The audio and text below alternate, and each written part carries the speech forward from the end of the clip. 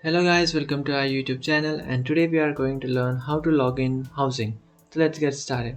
So if you want to log into your housing account, what you can do is just open up a browser and then search for login housing. And after searching for that, you will come up to this page where you have to tap on this first option which says housing login. And now over here you can enter your username, your surname and password. After entering your username, surname and password, you just have to tap on login, and after tapping on login you will successfully log into your account.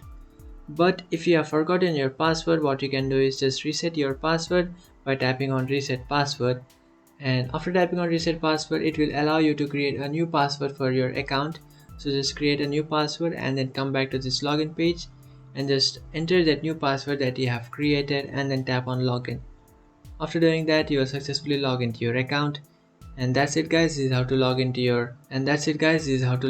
housing account. If you find this video helpful, don't forget to like and subscribe to our channel. If you have any doubts, feel free to comment below. Thanks for watching.